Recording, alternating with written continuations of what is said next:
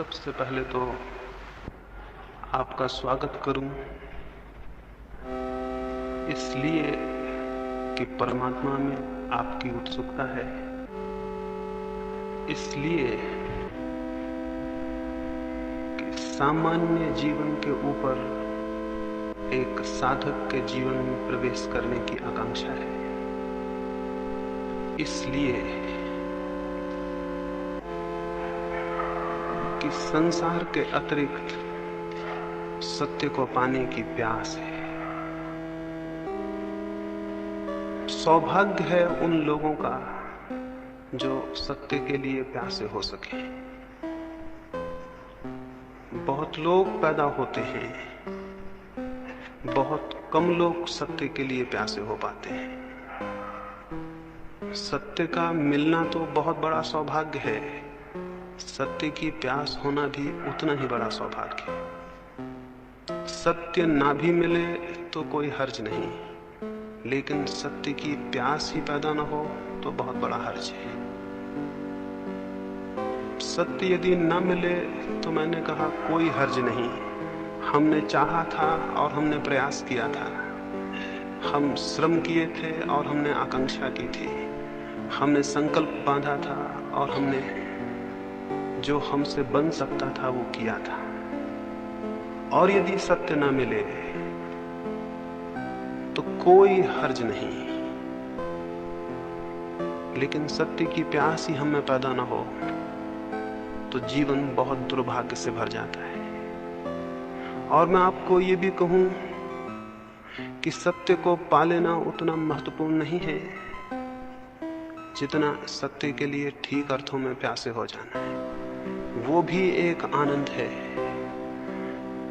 जो क्षुद्र के लिए प्यासा होता है वो क्षुद्र को पाकर भी आनंद उपलब्ध नहीं करता, और जो विराट के लिए प्यासा होता है वो उसे ना भी पा सके तो भी आनंद से भर जाता है। इसे पुनः दोहराऊं, जो क्षुद्र के लिए आकांक्षा करे वो अगर क्षुद्र को पा भी ले तो भी उसे कोई शांति और आनंद उपलब्ध नहीं होता है। और जो विराट की अभिप्सा से भर जाए वो अगर विराट को उपलब्ध ना भी हो सके तो भी उसका जीवन आनंद से भर जाता है। जिन अर्थों में हम श्रेष्ठ की कामना करने लगते हैं उन्हीं अर्थों में हमारे भीतर कोई श्रेष्ठ पैदा होने लगता है। कोई परमात्मा या कोई सत्य हमारे बाहर हमें उपलब्ध नहीं होगा, उसके बीज हमारे भीतर हैं और वे विकसित होंगे, लेकिन वे तभी विकसित होंगे जब प्यास की आग और प्यास की तपिश और प्यास की गर्मी हम पैदा कर सकें। मैं जितनी सृष्टि की आकांक्षा करता हूं उतना ही मेरे मन के भीतर छिपे हुए बीज जो विराट और श्रेष्ठ बन सकते हैं वे कंपित होने लगते हैं और उनमें अंकुर आने की संभावना पैदा हो जाती है। जब आपके भीतर कभी ये ख्याल भी पैदा हो कि परमात्मा को पाना है, जब कभी ये ख्याल भी पैदा हो कि शांति को और सत्य को उपलब्ध करना है, तो इस बात को स्मरण रखना कि आपके भीतर कोई बीज अंकुर होने को उत्सुक हो गया है। इस बात को स्मरण रखना आपके भीतर कोई दबी हुई आकांक्षा जाग रही है। इस बात को स्मरण रखना कि कुछ महत्वपूर्ण आंदोलन आपके भीतर हो रहा है। उस आंदोलन को हमें संभालना होगा, उस आंदोलन को सहारा देना होगा, क्योंकि बीज अकेला अंकुर बन जाए इतना ही काफी नहीं है, और भी बहुत सी सुरक्षाएं जरूरी हैं। और बीज अंकुर बन जाए इसके लिए बीज की क्षमता काफी नहीं है, और बहुत सी सुविधाएं भी जरूरी हैं। जमीन पर बहुत बीज पैदा होते हैं लेकिन बहुत कम बीज वृक्ष बन पाते हैं। उनमें क्षमता थी, वे विकसित हो सकते थे, और एक एक बीज में फिर करोड़ों करोड़ों बीज लग सकते थे। एक छोटे से बीज में इतनी शक्ति है कि एक पूरा जंगल उससे पैदा हो जाए। एक छोटे से बीज में इतनी शक्ति है कि सारी जमीन पर पौधे उससे पैदा हो जाएं। लेकिन ये भी हो सकता है इतनी विराट क्षमता, इतनी विराट शक्ति का वो बीज नष्ट हो जाए और उसमें कुछ भी पैदा ना हो। एक बीज की ये क्षमता है, एक मनुष्य की तो क्षमता और भी बहुत ज्यादा है। एक बीज से इतना बड़ा विराट विकास हो सकता है। एक पत्थर के छोटे से टुकड़े से अगर अणु को विस्फोट कर लिया जाए तो महान ऊर्जा का जन्म होता है, बहुत शक्ति का जन्म होता है। मनुष्य की आत्मा, मनुष्य की चेतना का जो अणु है, अगर वो विकसित हो सके, अगर उसका विस्फोट हो सके, अगर उसका विकास हो सके, तो जिस शक्ति और ऊर्जा का जन्म होता है उसी का नाम परमात्मा है। परमात्मा को हम कहीं पाते नहीं हैं, बल्कि अपने ही विस्फोट से, अपने ही विकास से, जिस ऊर्जा को हम जन्म देते हैं, जिस शक्ति को, उस शक्ति का अनुभव परमात्मा है। उसकी प्यास आप में है, इसलिए मैं स्वागत करता हूं। लेकिन इससे कोई ये ना समझे कि आप यहां इकट्ठे हो गए हैं तो जरूरी हो कि आप प्यासे ही हों। आप यहां इकट्ठे हो सकते हैं मात्र एक दर्शक की भांति भी। आप यहां इकट्ठे हो सकते हैं एक मात्र सामान्य जिज्ञासा की भांति भी। आप यहां इकट्ठे हो सकते हैं एक कुतूहल के कारण भी, लेकिन कुतूहल से कोई द्वार नहीं खुलते। और जो ऐसे ही दर्शक की भांति खड़ा हो, उसे कोई रहस्य उपलब्ध नहीं होते। इस जगत में जो भी पाया जाता है उसके लिए बहुत कुछ चुकाना पड़ता है। इस जगत में जो भी पाया जाता है उसके लिए बहुत कुछ चुकाना पड़ता है। कुतूहल कुछ भी नहीं चुकाता, इसलिए कुतूहल कुछ भी नहीं पा सकता है। कुतूहल से कोई साधना में प्रवेश नहीं करता। अकेली जिज्ञासा नहीं, मुमुक्षा, एक गहरी प्यास। कल संध्या में किसी से कह रहा था, अगर एक मरुस्थल में आप हों और पानी आपको न मिले और प्यास बढ़ती चली जाए और वो घड़ी आ जाए कि आप अब मरने को हैं और अगर पानी नहीं मिलेगा तो आप जी नहीं सकेंगे। अगर कोई उस वक्त आपको कहे कि हम ये पानी देते हैं, लेकिन पानी देके हम जान ले लेंगे आपकी, यानी जान के मूल्य पर हम पानी देते हैं, आप उसको भी लेने को राजी हो जाएंगे, क्योंकि मरना तो है। प्यासे मरने की बजाय तृप्त होकर मर जाना बेहतर है।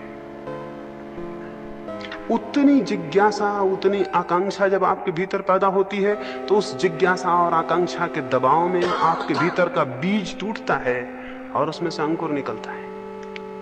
बीज ऐसे ही नहीं टूट जाते हैं, उनको दबाव चाहिए, उनको बहुत दबाव चाहिए, बहुत उत्ताप चाहिए, तब उनकी सख्त खोल टूटती है और उसके भीतर से कोमल पौधे का जन्म होता है। हम सबके भीतर भी बहुत सख्त खोल है और जो भी उस खोल के बाहर आना चाहते हैं अकेले कुतूहल से नहीं आ सकेंगे। इसलिए स्मरण रखें, जो मात्र कुतूहल से इकट्ठे हुए हैं वे मात्र कुतूहल को लेकर वापस लौट जाएंगे, उनके लिए कुछ भी नहीं हो सकेगा। जो दर्शक की भांति इकट्ठे हों वे दर्शक की भांति ही वापस लौट जाएंगे, उनके लिए कुछ भी नहीं हो सकेगा। इसलिए प्रत्येक अपने भीतर पहले तो ये ख्याल कर ले उसमें प्यास है। प्रत्येक अपने भीतर ये विचार कर ले वो प्यासा है। इसे बहुत स्पष्ट रूप से अनुभव कर ले, वो सच में परमात्मा में उत्सुक है। उसकी कोई उत्सुकता है सत्य को, शांति को, आनंद को उपलब्ध करने के लिए? अगर नहीं है तो वो समझे कि वो जो भी करेगा उस करने में कोई प्राण नहीं हो सकते, वो निष्प्राण होगा। और तब फिर उस निष्प्राण चेष्टा का अगर कोई फल ना हो तो साधना जिम्मेवार नहीं होगी, आप स्वयं जिम्मेवार होंगे। इसलिए पहली बात अपने भीतर अपनी प्यास को खोजना और उसे स्पष्ट कर लेना है। आप सच में कुछ पाना चाहते हैं,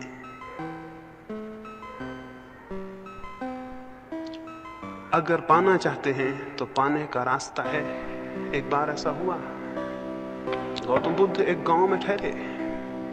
एक व्यक्ति ने उनको आके कहा कि आप रोज कहते हैं कि हर एक व्यक्ति मोक्ष पा सकता है, लेकिन हर एक व्यक्ति मोक्ष पा क्यों नहीं लेता है? बुद्ध ने कहा, मेरे मित्र एक काम करो, संध्या को गांव में जाना और सारे लोगों से पूछ के आना वे क्या पाना चाहते हैं।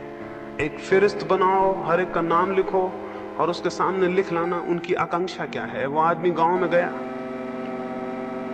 उसने जाके पूछा, उसने एक एक आदमी को पूछा। थोड़े से लोग थे उस गांव में, उन सब ने उत्तर दिए। वो सांझ को वापस लौटा, उसने बुद्ध को आके वो फहरिस्त दी। बुद्ध ने कहा, इसमें कितने लोग मोक्ष के आकांक्षी हैं? वो बहुत हैरान हुआ, उसमें एक भी आदमी ने अपनी आकांक्षा में मोक्ष नहीं लिखाया था। बुद्ध ने कहा हर एक आदमी पा सकता है ये मैं कहता हूं, लेकिन हर एक आदमी पाना चाहता है ये मैं नहीं कहता। हर एक आदमी पा सकता है ये बहुत अलग बात है, और हर एक आदमी पाना चाहता है ये बहुत अलग बात है। अगर आप पाना चाहते हैं तो ये आश्वासन माने, अगर आप सच में पाना चाहते हैं तो इस जमीन पर कोई ताकत आपको रोकने में समर्थ नहीं है, और अगर आप नहीं पाना चाहते तो इस जमीन पर कोई ताकत आपको देने में भी समर्थ नहीं है। तो सबसे पहली बात, सबसे पहला सूत्र जो स्मरण रखना है वो ये कि आपके भीतर एक वास्तविक प्यास है। अगर है तो आश्वासन माने कि रास्ता मिल जाएगा, और अगर नहीं है तो कोई रास्ता नहीं है। आपकी प्यास आपके लिए रास्ता बनेगी। दूसरी बात जो मैं प्रारंभिक रूप से यहां कहना चाहूं वो ये है, बहुत बार हम प्यासे भी होते हैं किन्हीं बातों के लिए, लेकिन हम आशा से भरे हुए नहीं होते। हम प्यासे होते हैं लेकिन आशा नहीं होती। हम प्यासे होते हैं लेकिन निराश होते हैं, और जिसका पहला कदम निराशा में उठेगा उसका अंतिम कदम निराशा में समाप्त होगा। इसे भी स्मरण रखें, जिसका पहला कदम निराशा में उठेगा उसका अंतिम कदम भी निराशा में समाप्त होगा।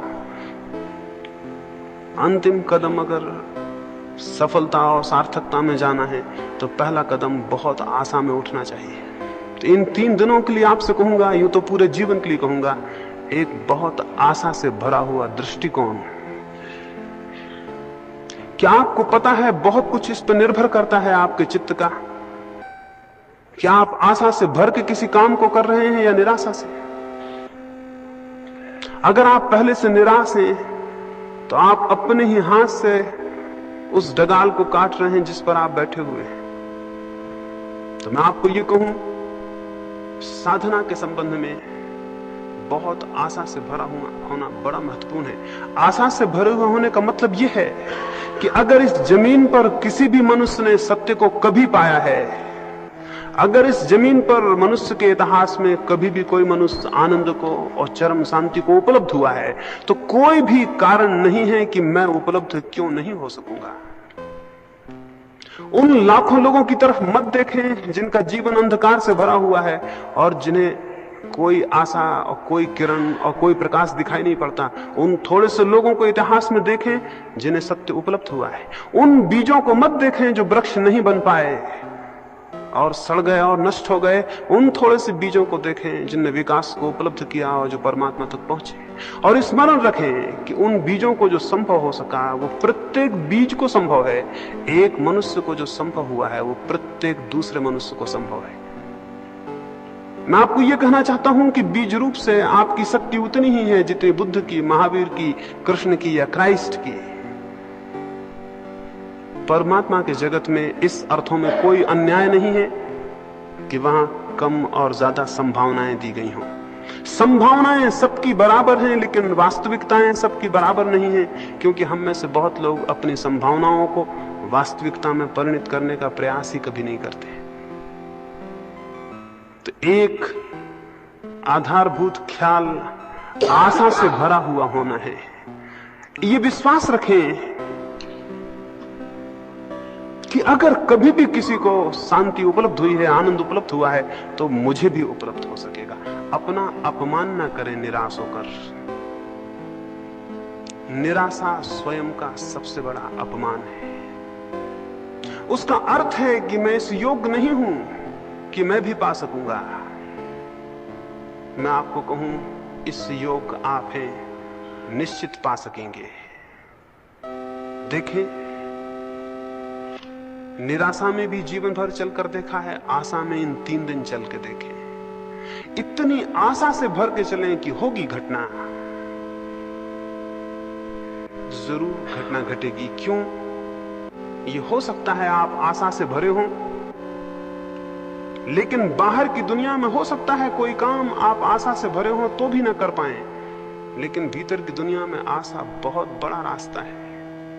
जब आप आशा से भरते हैं तो आपका कण कण आशा से भर जाता है। आपका रोआ रोआ आशा से भर जाता है, आपकी श्वास श्वास आशा से भर जाती है, आपके विचारों पर आशा का प्रकाश भर जाता है और आपके प्राण के स्पंदन में, आपकी हृदय की धड़कन में आशा व्याप्त हो जाती है।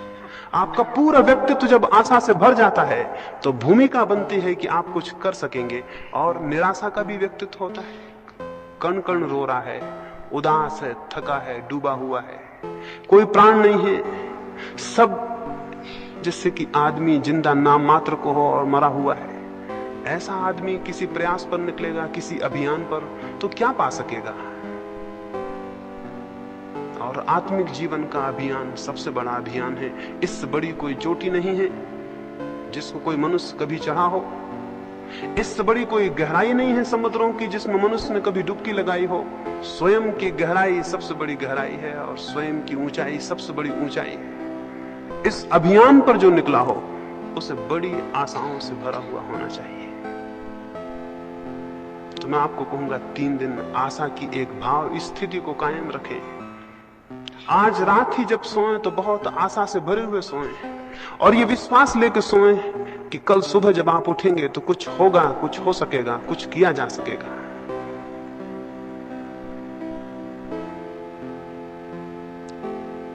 दूसरी बात मैंने कही, आशा का एक दृष्टिकोण। आशा के इस दृष्टिकोण के साथ ही ये भी आपको स्मरण दिला दूं, इन पीछे कुछ वर्षों के अनुभव से इस नतीजे पर पहुंचा हूं कि हमारी निराशा इतनी गहरी है कि जब हमें कुछ मिलना भी शुरू होता है तो निराशा के कारण दिखाई नहीं पड़ता। अभी मेरे पास एक व्यक्ति आते थे, वो अपनी पत्नी को मेरे पास लाए। उन्होंने पहले दिन जब वो आए थे तो मुझे कहा कि मेरी पत्नी को नींद नहीं आती, बिल्कुल नींद नहीं आती बिना दवा के, और दवा से भी 3-4 घंटे से ज्यादा नींद नहीं आती। और मेरी पत्नी भयभीत है, अनजाने भय उसे परेशान किए रहते हैं। घर के बाहर निकलती है तो डरती है, घर के भीतर होती है तो डरती है कि मकान ना गिर जाए। अगर पास में कोई ना हो तो घबराती है कि अकेले में कहीं मृत्यु ना हो जाए, इसलिए पास में कोई होना ही चाहिए। रात को सब दवाइयां अपने पास में रख के सोती है कि बीच रात में कोई खतरा ना हो जाए। वो मुझे अपनी पत्नी की ये भय की और निराशा की हालत बताए। मैंने उनको कहा कि ध्यान का ये छोटा सा प्रयोग शुरू करिए, लाभ होगा। उन्होंने प्रयोग शुरू किया। 7 दिन बाद वो मुझे मिले। मैंने उनसे पूछा क्या हुआ, कैसा है? वो बोले अभी कुछ खास नहीं हुआ, बस नींद भर आने लगी है। उन्होंने मुझसे कहा अभी कुछ खास नहीं हुआ, बस नींद भर आने लगी है। 7 दिन बाद वो मुझे फिर मिले। मैंने उनसे पूछा क्या हुआ? बोले अभी कुछ खास नहीं हुआ, थोड़ा सा भय दूर हो गया है। वो 7 दिन बाद मुझे फिर मिले। मैंने उनसे पूछा कुछ हुआ? वो बोले अभी कुछ विशेष तो नहीं हुआ, ये एक थोड़ी नींद आ जाती है, भय कम हो गया, दवाइयां ववाइयां अपने पास नहीं रखती, और कुछ खास नहीं हुआ। इसको मैं निराशा की दृष्टि कहता हूं। और ऐसे आदमी को कुछ हो भी जाए तो उसे पता नहीं चलेगा। ये दृष्टि तो बुनियाद से गलत है। इसका तो मतलब है इस आदमी को कुछ हो नहीं सकता, अगर हो भी जाए तो भी उसे कभी पता नहीं चलेगा कि कुछ हुआ। और बहुत कुछ हो सकता था जो कि रुक जाएगा। तो आशा के इस दृष्टिकोण के साथ साथ प्रसंगवशात मैं आपसे ये कहूं, इन 3 दिनों में जो घटित हो उसको स्मरण रखें और जो घटित ना हो उसको बिल्कुल स्मरण ना रखें। इन 3 दिनों में जो घटित हो उसको स्मरण रखें और जो घटित ना हो, जो ना हो पाए, उसे बिल्कुल स्मरण ना रखें। स्मरणीय वो है जो घटित हुआ हो। थोड़ा सा कण भी अगर लगे शांति का, उसको पकड़ें, वो आपको आशा देगा और गतिमान करेगा। और अगर आप उसको पकड़ते हैं जो नहीं हुआ, तो आपकी गति अवरुद्ध हो जाएगी और जो हुआ है वो भी मिट जाएगा। तो इन 3 दिनों में ये भी स्मरण रखें कि इन ध्यान के प्रयोगों में जो थोड़ा सा आपको अनुभव हो उसको स्मरण रखें, उसको आधार बनाएं आगे के लिए। जो ना हो उसको आधार ना बनाएं। मनुष्य जीवन भर इसी दुख में रहता है। जो उसे मिलता है उसे भूल जाता है और जो उसे नहीं मिलता उसका स्मरण रखता है। ऐसा आदमी गलत आधार पर खड़ा है।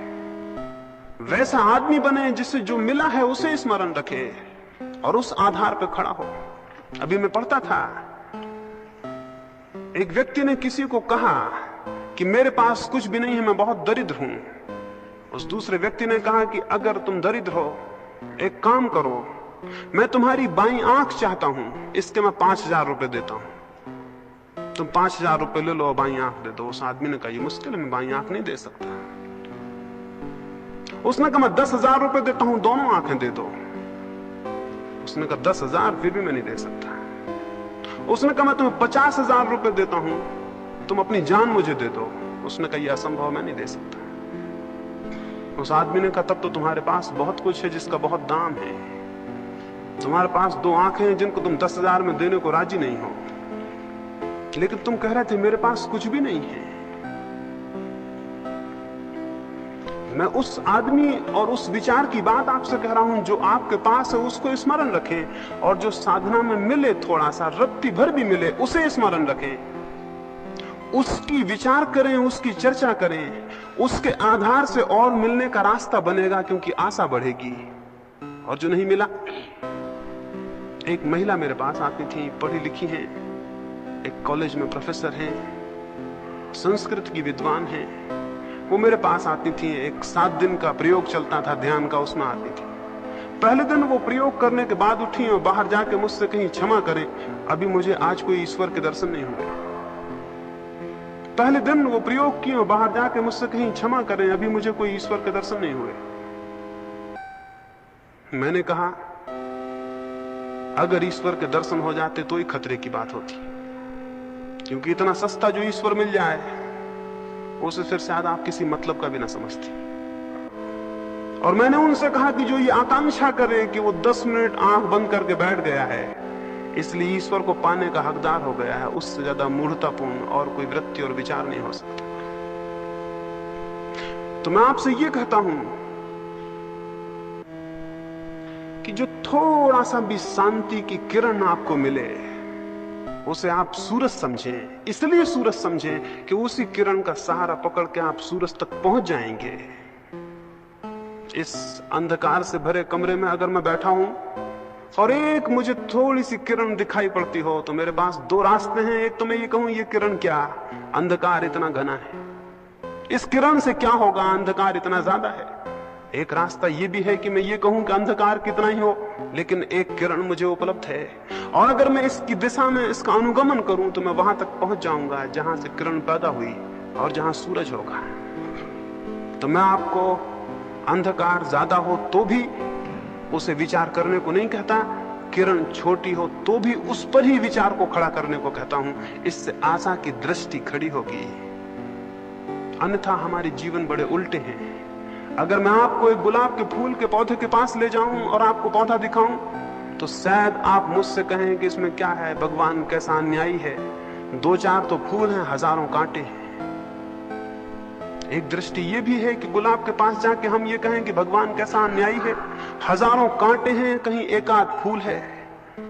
इसको कहने का एक ढंग और भी हो सकता है, एक दृष्टि और भी हो सकती है, एक और अप्रोच हो सकती है कि कोई आदमी उसी पौधे के पास जाके ये कहे कि भगवान कैसा अद्भुत है कि जहां लाखों कांटे हैं उनमें भी एक फूल खिल जाता है। कोई इसे यूं भी देख सकता है कि कहे कि जहां लाखों कांटे हैं उनमें भी एक फूल खिल जाता है, दुनिया अद्भुत है। कांटों के बीच भी फूल के खिलने की संभावना कितनी आश्चर्यजनक है। तो मैं आपको दूसरी दृष्टि रखने को कहूंगा इन 3 दिनों में। छोटी सी भी आशा की जो भी झलक आपको मिले साधना में, उसको आधार बनाएं, उसको संबल बनाएं। तीसरी बात,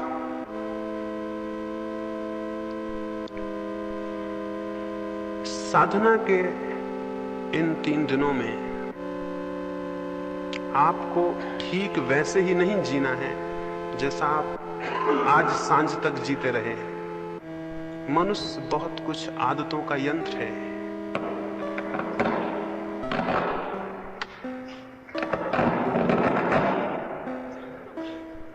तो ठीक चल रहा है, कुछ नहीं करूं। और अगर मनुष्य अपनी पुरानी आदतों के घेरे में ही चले तो साधना की नई दृष्टि खोलने में उससे बड़ी कठिनाई हो जाती है। तो थोड़े से परिवर्तन करने को मैं आपसे कहूंगा। एक परिवर्तन तो मैं आपसे ये कहूंगा कि इन 3 दिनों में आप ज्यादा बातचीत ना करें। बातचीत इस सदी की सबसे बड़ी बीमारी है। और आपको पता नहीं कि आप कितनी बातें कर रहे हैं, सुबह से सांझ तक, जब तक आप जाग रहे हैं बातें कर रहे हैं। या तो किसी से कर रहे हैं, अगर फिर कोई मौजूद नहीं है तो अपने भीतर खुद से ही कर रहे हैं।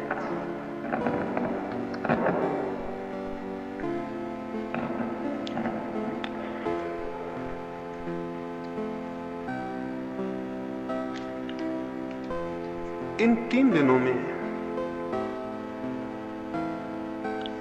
इसका बहुत सजग प्रयास करें कि आपकी बातचीत की जो बहुत यांत्रिक आदत है वो ना चले।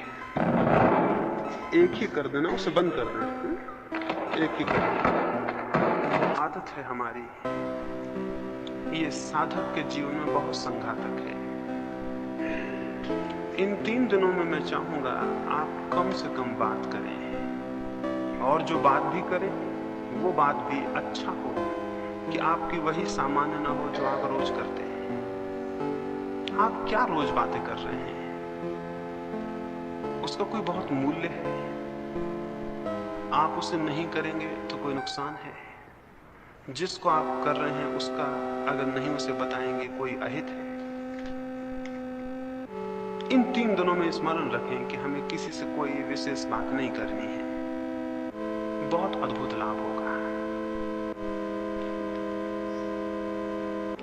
अगर कोई थोड़ी बहुत बात आप करें भी, अच्छा हो कि वो साधना से ही संबंधित हो और कुछ ना हो। अच्छा तो यह है कि ना ही करें। ज्यादा से ज्यादा समय मौन को रखें। वो भी जबरदस्ती मौन रखने को नहीं कहता हूं कि आप बिल्कुल बोले ही ना या लिख के बोले। आप बोलने के लिए मुक्त हैं, बातचीत करने को मुक्त नहीं। और स्मरण पूर्वक जितना सार्थक हो उतना बोलें, बाकी चुप रहें। 2 लाभ होंगे। एक तो बड़ा लाभ होगा कि व्यर्थ जो शक्ति व्यय होती है बोलने में वो संचित होगी, और उस शक्ति का हम उपयोग साधना में कर सकेंगे। दूसरा लाभ ये होगा कि आप दूसरे लोगों से टूट जाएंगे और आप थोड़े एकांत में हो जाएंगे। हम यहाँ पहाड़ पर आए, पहाड़ पर आने का कोई प्रयोजन पूरा ना होगा अगर यहाँ हम 200 लोग इकट्ठे हुए हैं और आपस में बातचीत करते रहे और बैठ के गपशप करते रहे, तो हम भीड़ के भीड़ में रहे, हम एकांत में नहीं आ पाए। एकांत पे आने के लिए पहाड़ पे जाना ही जरूरी नहीं है, ये भी जरूरी है कि आप दूसरे लोगों से अपना संबंध थोड़ा शिथिल कर लें और अकेले हो जाएं। बहुत नाम मात्र को संबंध रखें, समझें कि आप अकेले हैं इस पहाड़ पर और दूसरा कोई नहीं है, और आपको इस तरह जीना है जैसे आप अकेले आए होते, अकेले रहते, अकेले घूमने जाते, अकेले किसी दरख्त के नीचे बैठते, वैसे झुंड में आप ना जाएं, 4-6 मित्र बन के ना जाएं, अलग अलग एक एक। इन 3 दिनों में हम इस तरह जिए। ये मैं आपको कहूं कि भीड़ में जीवन का कोई श्रेष्ठ सत्य न कभी पैदा होता है और न कभी अनुभव होता है। भीड़ में कोई महत्वपूर्ण बात कभी नहीं हुई। जो भी सत्य के अनुभव हुए हैं वे अत्यंत एकांत में और अकेलेपन में हुए हैं। जब हम किसी मनुष्य से नहीं बोलते और जब हम सारी बातचीत बाहर और भीतर बंद कर देते हैं, तो प्रकृति किसी बहुत रहस्यमय ढंग से हमसे बोलना शुरू कर देती है। वो शायद हमसे निरंतर बोल रही है, लेकिन हम अपनी बातचीत में इतने व्यस्त हैं कि वो धीमी सी आवाज हमें सुनाई नहीं पड़ती। हमें अपनी सारी आवाज बंद कर देनी होगी ताकि हम उस अंतश्चेतन की आवाज को सुन सकें जो प्रत्येक के भीतर चल रही है। तो इन 3 दिनों में बिल्कुल बातचीत को छीन कर दें। स्मरण पूर्वक अगर आदतवश बातचीत शुरू हो जाए और ख्याल आ जाए तो बीच में वहीं तोड़ दें और क्षमा मांग लें कि भूल हो गई। अकेले में जाएं। यहां जो हम प्रयोग करेंगे वे तो करेंगे ही, लेकिन आप अकेले में प्रयोग करें। कहीं भी चले जाएं, किसी दरख्त के नीचे बैठे। हम ये भी भूल गए हैं कि हमारा प्रकृति से कोई संबंध है और कोई नाता है, और हमको ये भी पता नहीं है कि प्रकृति के सानिध्य में व्यक्ति जितनी शीघ्रता से परमात्मा की निकटता में पहुंचता है उतना और कहीं नहीं पहुंचता। तो इस अद्भुत 3 दिन के मौके का, अवसर का लाभ उठाएं, अकेले में चले जाएं और व्यर्थ की बातचीत ना करें। वो 3 दिन के बाद फिर करने को आप काफी समय रहेगा, उसे बाद में कर ले सकते हैं। इस तीसरी बात को स्मरण रखें कि अधिकतर 3 दिन मौन में एकांत में और अकेले में बिताने हैं। सब साथ हों तो भी अकेले में ही हम बिता रहे हैं। साधना का जीवन अकेले का जीवन है। हम यहाँ इतने लोग हैं, हम ध्यान करने बैठेंगे तो लगेगा समूह में ध्यान कर रहे हैं, लेकिन सब ध्यान वैयक्तिक है, समूह का कोई ध्यान नहीं होता। बैठे जरूर हम यहाँ इतने लोग हैं, लेकिन हर एक भीतर जब अपने जाएगा तो अकेला रह जाएगा। जब वो आंख बंद करेगा अकेला हो जाएगा, और जब शांति में प्रवेश करेगा उसके साथ कोई भी नहीं होगा। हम यहाँ 200 लोग होंगे, लेकिन हर एक आदमी केवल अपने साथ होगा, बाकी 199 के साथ नहीं होगा। सामूहिक कोई ध्यान नहीं होता, न कोई प्रार्थना होती है। सब ध्यान, सब प्रार्थनाएं वैयक्तिक होती हैं, अकेली होती हैं। यहां भी हम अकेले रहेंगे, बाहर भी हम अकेले रहेंगे, और अधिकतर मौन में समय को व्यतीत करेंगे, नहीं बोलेंगे। इतना ही काफी नहीं है कि नहीं बोलेंगे, अंतस में भी स्मरण रखेंगे कि व्यर्थ की जो निरंतर बकवास चल रही है भीतर आपके, आप खुद ही बोल रहे हैं, खुद ही उत्तर दे रहे हैं, उसे भी शिथिल रखेंगे, उसे भी छोड़ेंगे। अगर भीतर वो शिथिल ना होती हो, बहुत स्पष्ट भीतर आदेश दें कि बकवास बंद कर दो, बकवास मुझे पसंद नहीं है, अपने भीतर स्वयं से कहें। ये भी मैं आपको कहूं कि साधना के जीवन में अपने से कुछ आदेश देना बहुत महत्वपूर्ण है। कभी आदेश दे के देखें, अकेले में बैठ जाएं, अपने मन को कह दें कि बकवास बंद, मुझे ये पसंद नहीं है, और आप हैरान होंगे कि एक झटके से बातचीत भीतर टूटेगी। 3 दिन स्मरण पूर्वक भीतर आदेश दे दें कि बातचीत मुझे नहीं करनी है। आप 3 दिन में पाएंगे कि अंतर पड़ा है और क्रमशः भीतर की बातचीत बंद हुई है। 5वीं बात,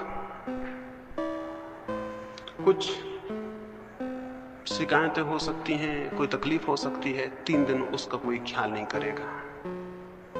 कोई छोटी मोटी तकलीफ हो, अड़चन हो, उसका कोई ख्याल नहीं करेगा। हम किन्हीं सुविधाओं के लिए यहाँ इकट्ठे नहीं हुए हैं। एक अभी मैं एक चीनी साध्वी का जीवन पढ़ता था। वो एक गांव में गई थी, उस गांव में थोड़े से मकान थे।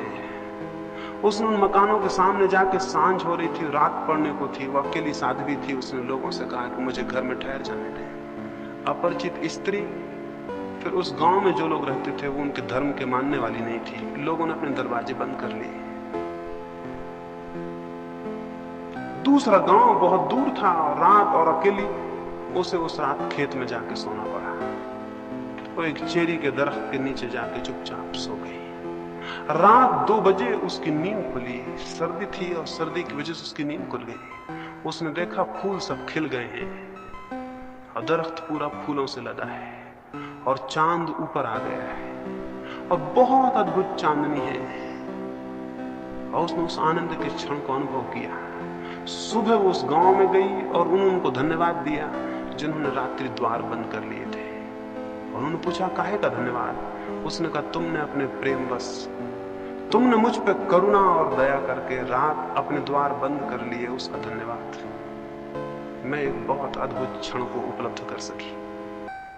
मैंने चेरी के फूल खिले देखे, और मैंने पूरा चांद देखा, और मैंने कुछ ऐसा देखा जो मैंने जीवन में नहीं देखा था। और अगर आपने मुझे जगह दे दी होती तो मैं वंचित रह जाती। तब मैं समझी कि उनकी करुणा, कि उन्होंने क्यों मेरे लिए द्वार बंद कर रखे। ये एक दृष्टि है, एक कौन है। आप भी हो सकता था उस रात द्वार से लौटा दिए गए होते, तो शायद आप इतने गुस्से में होते रात भर, और उन लोगों के प्रति इतनी आपके मन में घृणा और इतने क्रोध होता कि शायद आपको जब चेरी में फूल खिलते तो दिखाई नहीं पड़ते, और जब चांद ऊपर आता तो आपको पता नहीं चलता। धन्यवाद तो बहुत दूर था, आप ये सब अनुभव भी नहीं कर पाते। जीवन में एक और स्थिति भी है जब हम प्रत्येक चीज के प्रति धन्यवाद से भर जाते हैं। साधक स्मरण रखें कि उन्हें इन 3 दिनों में प्रत्येक चीज के प्रति धन्यवाद से भर जाना है। जो मिलता है उसके लिए धन्यवाद, जो नहीं मिलता उससे कोई प्रयोजन नहीं। उस भूमिका में अर्थ पैदा होता है, उस भूमिका में भीतर एक निश्चिंतता पैदा होती है, एक सरलता पैदा होती है। और अंतिम रूप से एक बात और, इन 3 दिनों में हम निरंतर प्रयास करेंगे अंतस प्रवेश का, ध्यान का, समाधि का। उस प्रवेश के लिए एक बहुत प्रगाढ़ संकल्प की जरूरत है, प्रगाढ़ संकल्प का यह अर्थ है, हमारा जो मन है उसका एक बहुत छोटा सा हिस्सा जिसको हम चेतन मन कहते हैं, उसी में सब विचार चलते रहते हैं। उससे बहुत ज्यादा गहराइयों में हमारा 9 हिस्सा मन और है। अगर हम मन के 10 खंड करें तो एक खंड हमारा कॉन्शस है, चेतन है, 9 खंड हमारे अचेतन और अनकॉन्शस है। इस एक खंड में ही हम सब सोचते विचारते हैं। 9 खंडों में उसकी कोई खबर नहीं होती, 9 खंडों में उसकी कोई सूचना नहीं पहुंचती। हम यहां सोच लेते हैं कि ध्यान करना है, समाधि में उतरना है, लेकिन हमारे मन का बहुत सा हिस्सा अपरिचित रह जाता है। वो अपरिचित हिस्सा हमारा साथ नहीं देगा, और अगर उसका साथ हमें नहीं मिला तो सफलता बहुत मुश्किल है। उसका साथ मिल सके इसके लिए संकल्प करने की जरूरत है, और संकल्प मैं आपको समझा दूं कैसा हम करेंगे। अभी यहां संकल्प करके उठेंगे, और फिर जब रात्रि में आप अपने बिस्तरों पे जाएं तो 5 मिनट के लिए उस संकल्प को पुनः दोहराएं, और उस संकल्प को दोहराते दोहराते ही नींद में सो जाएं। संकल्प को पैदा करने का जो प्रयोग है वो मैं आपको समझा दूं, उसे हम यहां भी करेंगे और रोज नियमित करेंगे। संकल्प से मैंने आपको समझाया कि आपका पूरा मन, चेतन और अचेतन, इकट्ठे रूप से ये भाव कर ले कि मुझे शांत होना है, मुझे ध्यान को उपलब्ध होना है। जिस रात्रि गौतम बुद्ध को समाधि उपलब्ध हुई, उस रात वे अपने बोधि वृक्ष के नीचे बैठे और उन्होंने कहा, अब जब तक मैं परम सत्य को उपलब्ध ना हो जाऊं तब तक यहां से उठूंगा नहीं। हमें लगेगा इससे क्या मतलब है, आपके नहीं उठने से परम सत्य कैसे उपलब्ध हो जाएगा? लेकिन ये ख्याल कि जब तक मुझे परम सत्य उपलब्ध ना हो जाए मैं यहां से उठूंगा नहीं, ये सारे प्राण में गूंज गया। वे नहीं उठे जब तक परम सत्य उपलब्ध नहीं हुआ, और आश्चर्य है कि परम सत्य उसी रात्रि उन्हें उपलब्ध हुआ। वे 6 वर्ष से चेष्टा कर रहे थे, लेकिन इतना प्रगाढ़ संकल्प किसी दिन नहीं हुआ था। संकल्प की प्रगाढ़ता कैसे पैदा हो, वो मैं छोटा सा प्रयोग आपको करता हूं, वो हम अभी यहां करेंगे, और फिर उसे हम रात्रि में नियमित करके उसे सोएंगे। अगर आप अपनी सारी श्वास को बाहर फेंक दें और फिर श्वास को अंदर ले जाने से रुक जाएं, क्या होगा? अगर मैं अपनी सारी श्वास बाहर फेंक दूं और फिर नाक को बंद कर लूं और श्वास को भीतर न जाने दूं तो क्या होगा? क्या थोड़ी देर में मेरे सारा प्राण उस श्वास को लेने को तड़फने नहीं लगेगा? क्या मेरा रोआ रोआ और मेरे शरीर के जो लाखों कोष्ठ हैं वो मांग नहीं करने लगेंगे कि हवा चाहिए, हवा चाहिए? जितनी देर में रोकूंगा उतना ही मेरे गहरे अचेतन का हिस्सा पुकारने लगेगा, हवा चाहिए। जितनी देर में रोके रहूंगा उतनी ही मेरे प्राण के नीचे के हिस्से भी चिल्लाने लगेंगे, हवा चाहिए। अगर मैं आखिरी क्षण तक रोके रहूं तो मेरा पूरा प्राण मांग करने लगेगा, हवा चाहिए। क्योंकि ये सवाल आसान नहीं है कि ऊपर का हिस्सा ही कहे। अब ये जीवन और मृत्यु का सवाल है तो नीचे के हिस्से भी पुकारेंगे कि हवा चाहिए। इस क्षण की स्थिति में जबकि पूरे प्राण हवा को मांगते हो, तब आप अपने मन में ये संकल्प सतत दोहराएं कि मैं ध्यान में प्रवेश करके रहूंगा। उन क्षणों में जब आपके पूरे प्राण श्वास मांगते हो, तब आप अपने मन में ये भाव दोहराते रहें कि मैं ध्यान में प्रवेश करके रहूंगा। ये मेरा संकल्प है कि मैं ध्यान में प्रवेश करके रहूंगा। उस वक्त आपका मन ये दोहराता रहे। उस वक्त आपके प्राण श्वास मांग रहे होंगे और आपका मन ये दोहराएगा। जितनी गहराई तक प्राण कंपित होंगे उतनी गहराई तक आपका ये संकल्प प्रविष्ट हो जाएगा। और अगर आपने पूरे प्राण कंपित हालत में इस वाक्य को दोहराया तो ये संकल्प प्रगाढ़ हो जाएगा। प्रगाढ़ का मतलब ये है कि वो आपके अचेतन अनकॉन्शियस माइंड तक प्रविष्ट हो जाए। इसे हम रोज ध्यान के पहले भी करेंगे, रात्रि में सोते समय भी आप इसे करके सोएंगे। इसे करेंगे फिर सो जाएंगे। जब आप सोने लगेंगे तब भी आपके मन में ये सतत ध्वनि बनी रहे कि मैं ध्यान में प्रविष्ट होकर रहूंगा। ये मेरा संकल्प है। कि मुझे ध्यान में प्रवेश करना है। ये वचन आपके मन में गूंजता रहे और गूंजता रहे और आप कब सो जाएं आपको पता ना पड़े। सोते समय चेतन मन तो बेहोश हो जाता है और अचेतन मन के द्वार खुलते हैं। अगर उस वक्त आपके मन में ये बात गूंजती रही तो ये अचेतन परतों में प्रविष्ट हो जाएगी और आप इसका परिणाम देखेंगे। इन 3 दिनों में ही परिणाम देखेंगे। संकल्प को प्रगाढ़ करने का उपाय आप समझे। उपाय है सबसे पहले धीमे धीमे पूरी सांस भर लेना, पूरे प्राणों में, पूरे फेफड़ों में सांस भर जाए जितनी भर सके। जब सांस पूरी भर जाए तब भी मन में ये भाव गूंजता रहे कि मैं संकल्प करता हूं कि ध्यान में प्रविष्ट होकर रहूंगा। ये वाक्य गूंजता ही रहे। फिर श्वास बाहर फेंकी जाए तब भी ये वाक्य गूंजता रहे कि मैं संकल्प करता हूं कि मैं ध्यान में प्रवेश करके रहूंगा। ये वाक्य दोहराता रहे। फिर सांस फेंकते जाएं बाहर। एक घड़ी आएगी आपको लगेगा आप श्वास भीतर बिल्कुल नहीं है, तब भी थोड़ी है, उसे भी फेंकें और वाक्य को दोहराते रहें। आपको लगेगा आप बिल्कुल नहीं है, तब भी है, आप उसे भी फेंकें। आप घबराएं ना, आप पूरी सांस कभी नहीं फेंक सकते हैं। यानी इसमें घबराने का कोई कारण नहीं, आप पूरी सांस कभी फेंक ही नहीं सकते हैं। इसलिए जितना आपको लगे कि आप बिल्कुल नहीं है, उस वक्त भी थोड़ी है, उसको भी फेंकें। जब तक आपको बने उसे फेंकते जाएं और मन में ये गूंजता रहे कि मैं संकल्प करता हूं कि मैं ध्यान में प्रवेश करके रहूंगा। ये अद्भुत प्रक्रिया है। इसके माध्यम से आपके अचेतन परतों में विचार प्रविष्ट होगा, संकल्प प्रविष्ट होगा और उसके परिणाम आप कल सुबह से ही देखेंगे। तो एक तो संकल्प को प्रगाढ़ करना है। उसको अभी हम जब अलग होंगे यहां से तो उस प्रयोग को करेंगे। उसको 5 बार करना है, यानी 5 बार श्वास को फेंकना और रोकना है और 5 बार निरंतर उस भाव को अपने भीतर दोहराना है। जिनको कोई हृदय की बीमारी हो या कोई तकलीफ हो वो उसे बहुत ज्यादा तेजी से नहीं करेंगे, उसे बहुत आहिस्ता करेंगे, जितना उनको सरल मालूम पड़े और तकलीफ न मालूम पड़े। ये जो संकल्प की बात है, इसको मैंने कहा कि रोज रात्रि को इन 3 दिनों में सोते समय करके सोना है। सोते वक्त जब बिस्तर पर आप लेट जाएं, इसी भाव को करते करते क्रमशः नींद में विलीन हो जाना है।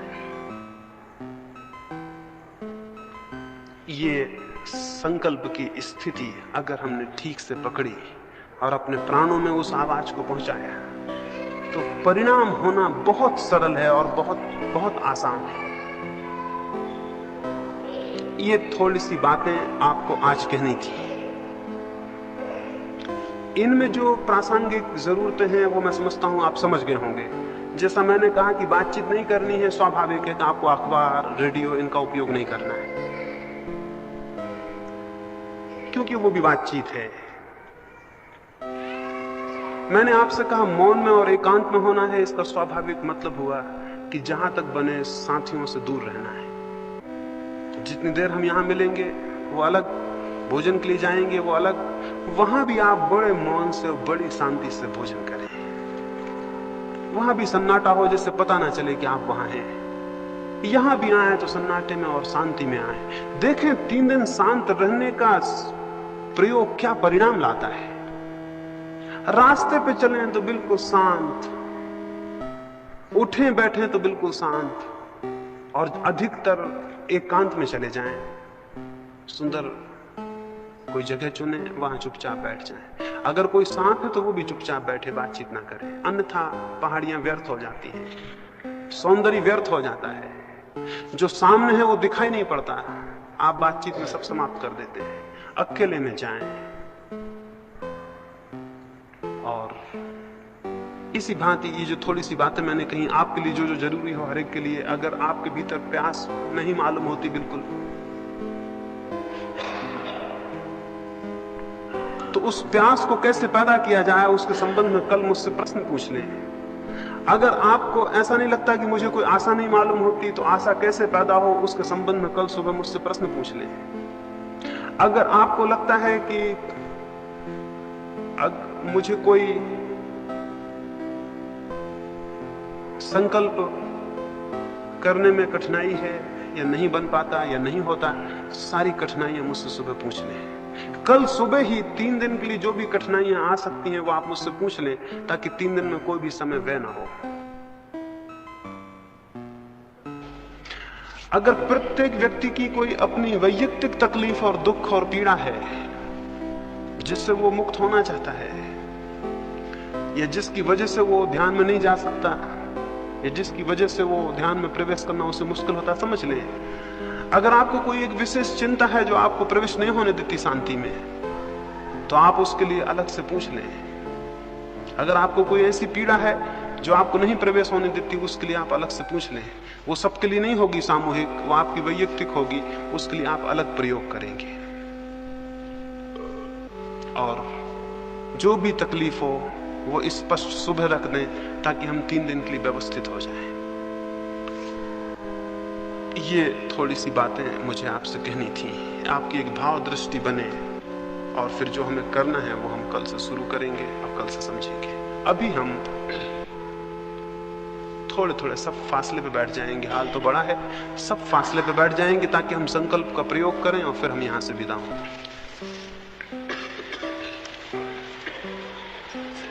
ऐसे झटके से नहीं, बहुत आहिस्ता आहिस्ता पूरा फेफड़ा भर लेना है। जब आप फेफड़ों को भरेंगे तब आप स्वयं अपने मन में दोहराते रहेंगे कि मैं संकल्प करता हूं कि मैं ध्यान में प्रवेश करके रहूंगा। इस वाक्य को आप दोहराते रहेंगे।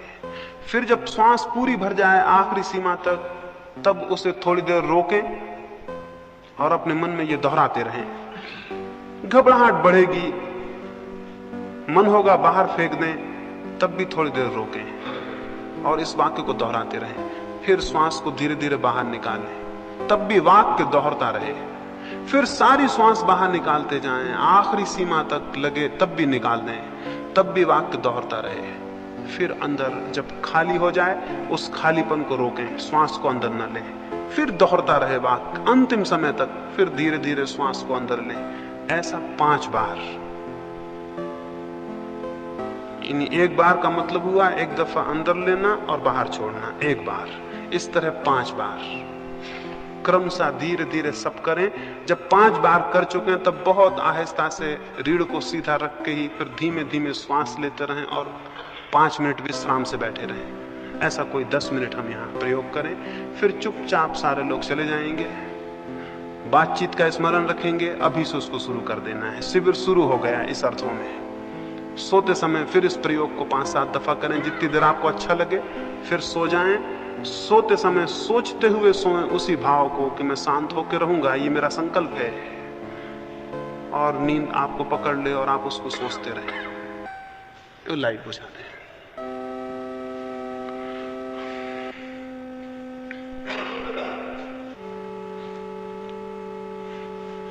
जब आपका 5 बार हो जाए तो आप चुपचाप अपना अपना बैठ के थोड़ी धीमी सांस लेते हुए बैठे रहेंगे।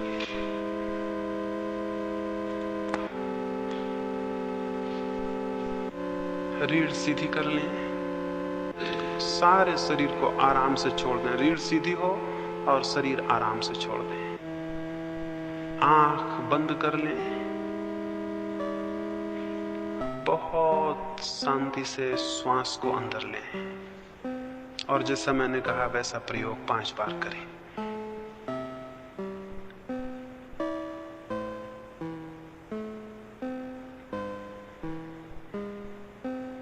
मैं प्रवेश करके रहूंगा, मैं ध्यान में प्रवेश करके रहूंगा। मेरा संकल्प है कि ध्यान में प्रवेश होगा। मेरा संकल्प है कि ध्यान में प्रवेश होगा। पूरे प्राणों को संकल्प करने दें।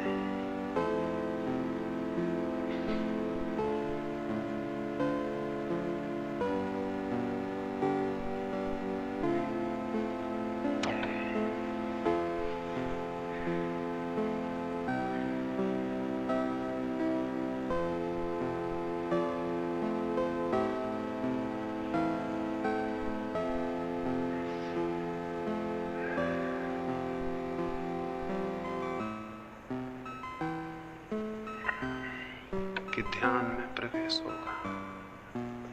पूरे प्राण में ये बात गूंज जाए, ये अंतश्चेतन तक उतर जाए।